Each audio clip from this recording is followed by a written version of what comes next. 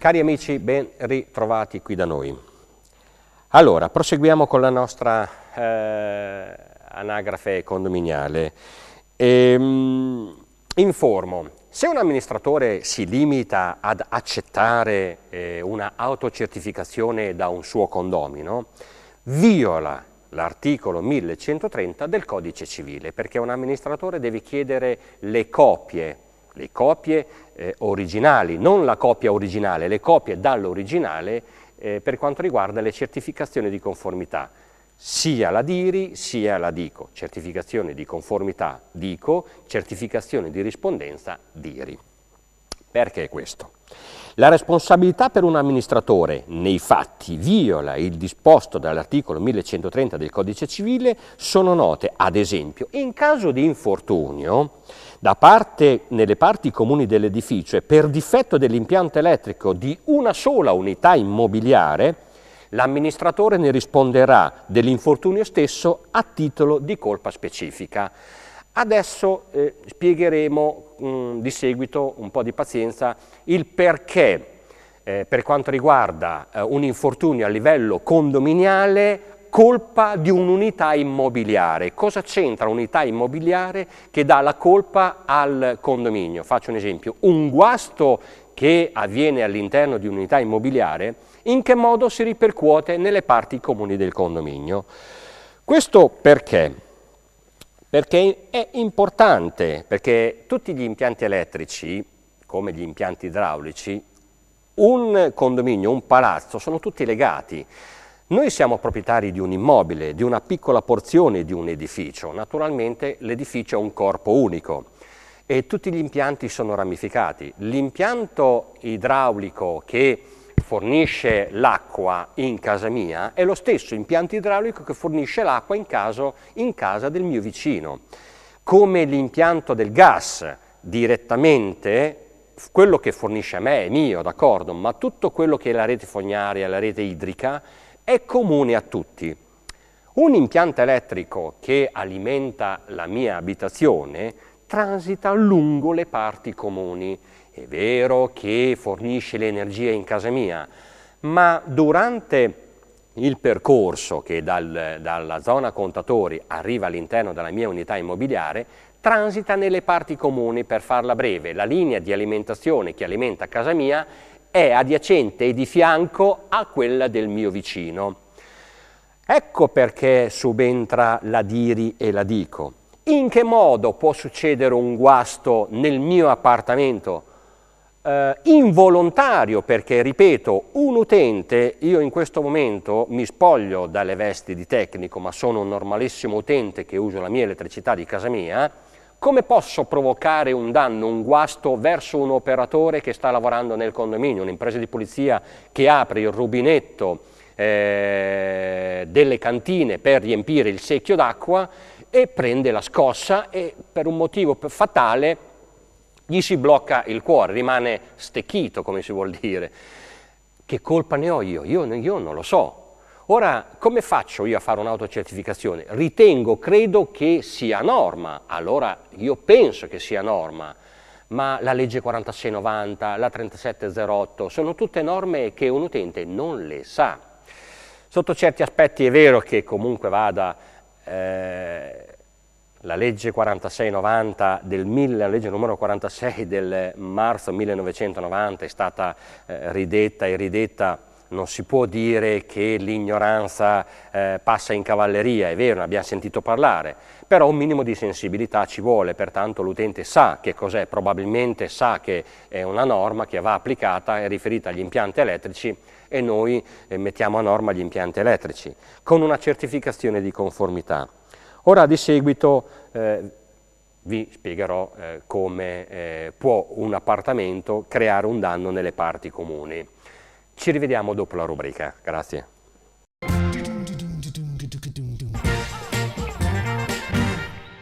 Cari amici, ben ritrovati. Oggi vi faremo vedere un video abbastanza curioso. Parleremo sempre di scienza, parleremo di innovazioni, però sono tutti video che io li seleziono per voi, sono presi tranquillamente da internet, però attenzione, non siate creduloni, attenzione, la scienza è infinita, però dobbiamo stare attenti a quello che troviamo, per cui questo è un video molto curioso e ve lo faccio vedere così lo commentiamo assieme. Prego la regia di mandare in onda il video. Ecco, il nostro amico ci fa vedere che ha presente due candele. Qui in inglese vi fa l'elenco dei materiali, l'elenco della spesa. Due torce, due candele con due chiodi, due conduttori con le estremità, ci sono dei coccodrilli e poi vediamo una specie di ghiera appoggiata per terra che è un supporto di metallo. Ora lui non fa altro che infilare un chiodo all'interno di una candela, in questo caso vi sta facendo vedere normalissima candela, niente di più,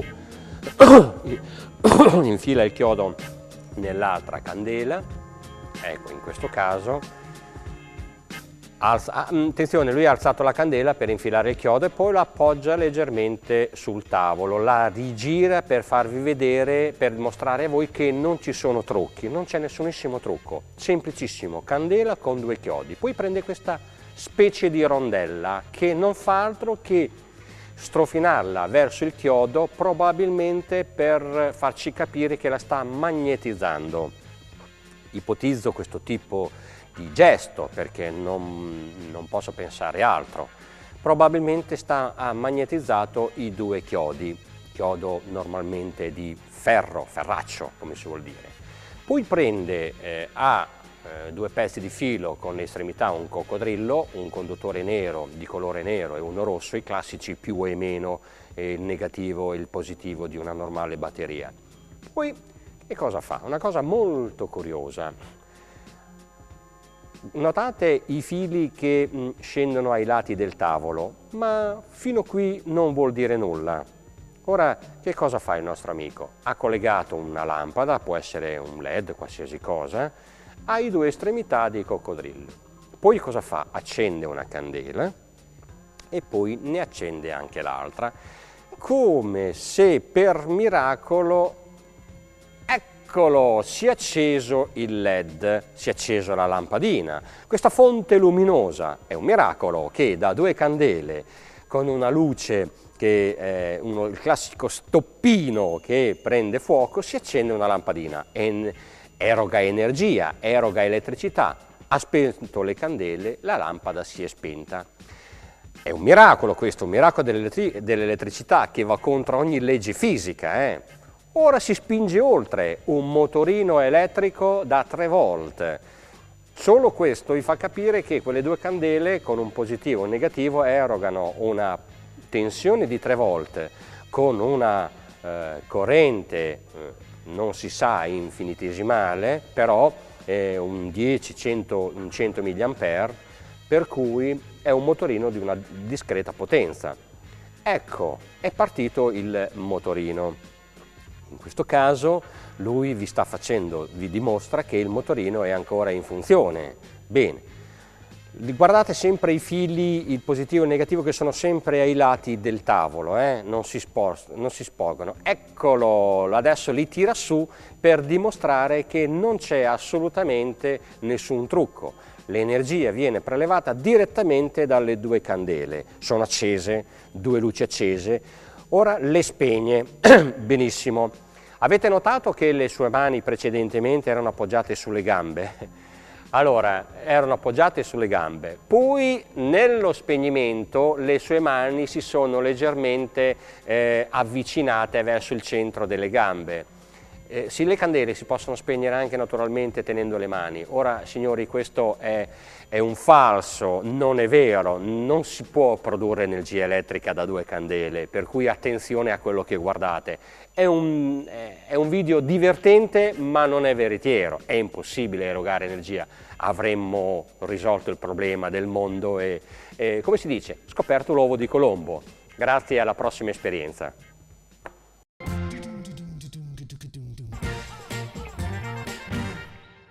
Cari amici, ben ritrovati ancora. Proseguiamo con il nostro argomento anagrafe del condominio.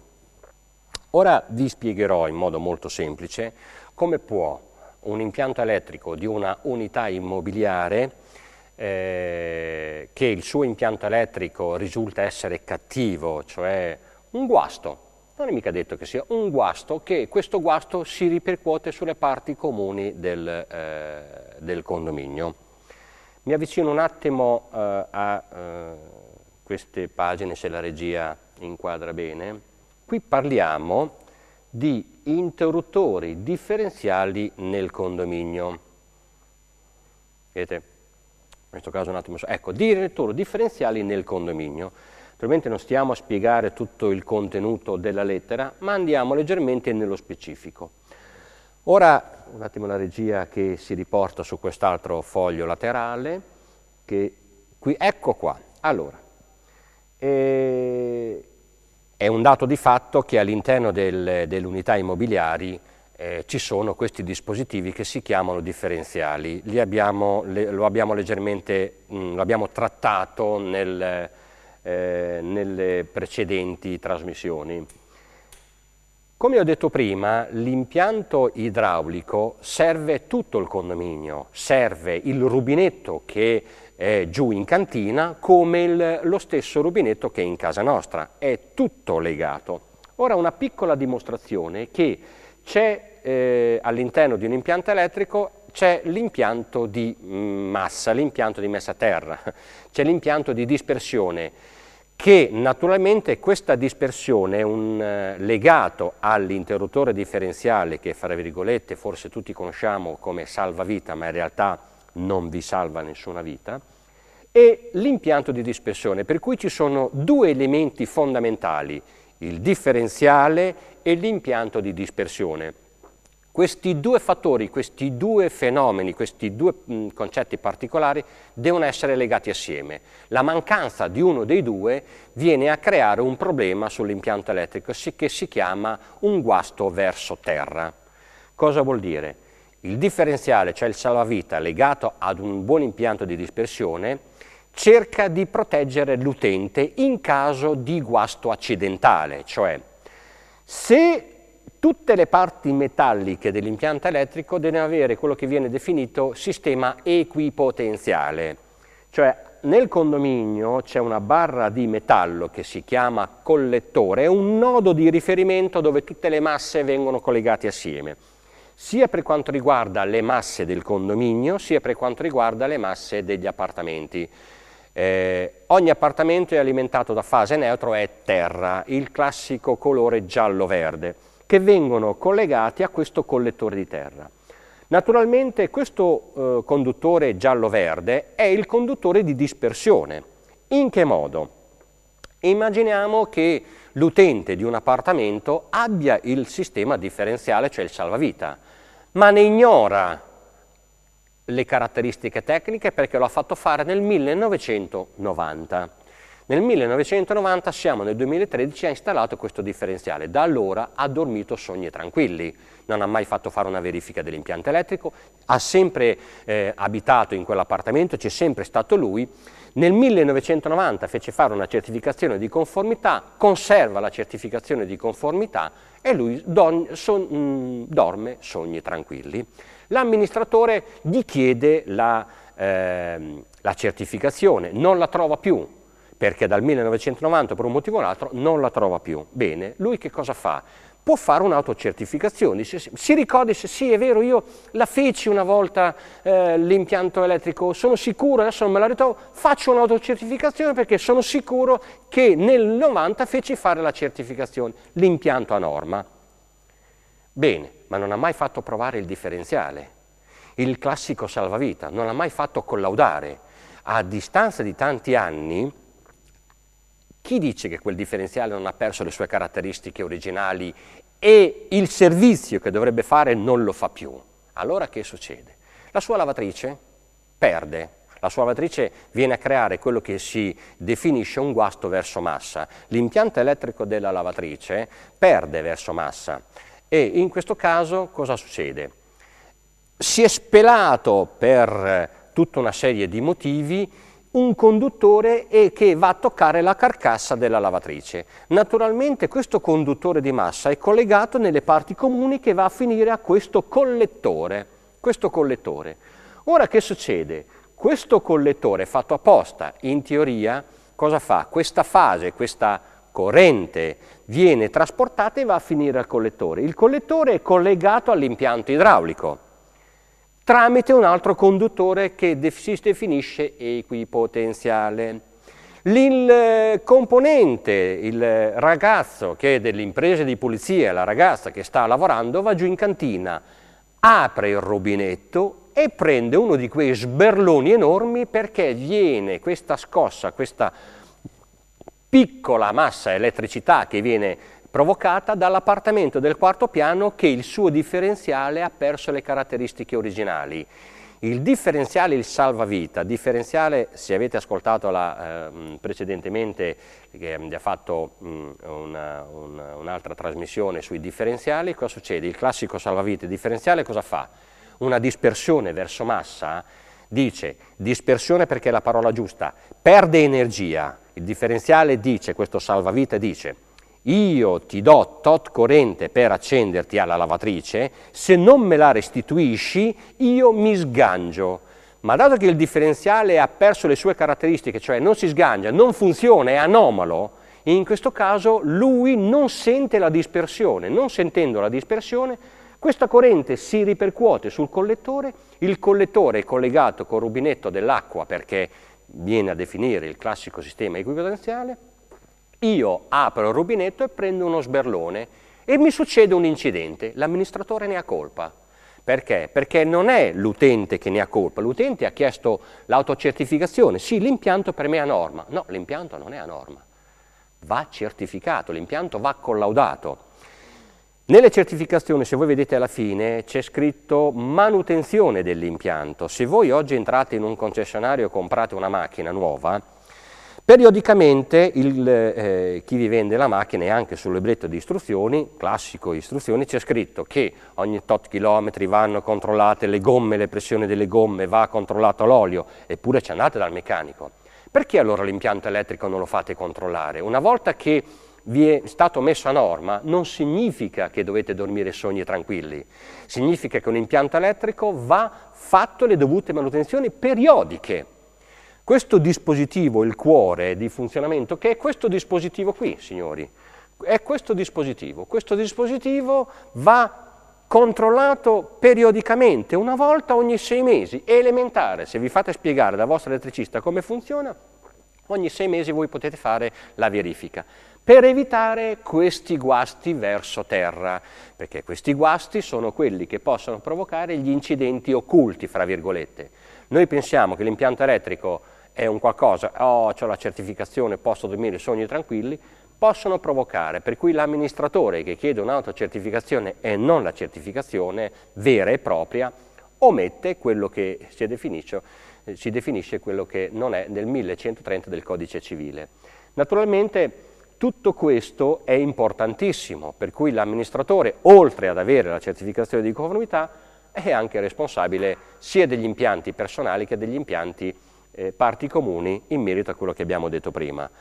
C'è una nota fondamentale, c'è un utente che ha mandato una lettera aperta all'amministratore di condominio chiedendo tutta una serie di verifiche. Ora, anche lì c'è un piccolo problema. Un condomino, un utente, come fa a capire se un installatore è bravo oppure no? Si chiama la prova del merlo. È sufficiente che gli chiede all'elettricista qual è il valore di terra, il valore ohmico di un appartamento che non ha un differenziale. Se vi dice una risposta molto bassa vuol dire che non ha capito niente, se vi dice una risposta molto alta probabilmente ne ha le competenze. Signori, io vi ringrazio di tutto e alla prossima. Cari utenti, grazie di tutto. Arrivederci.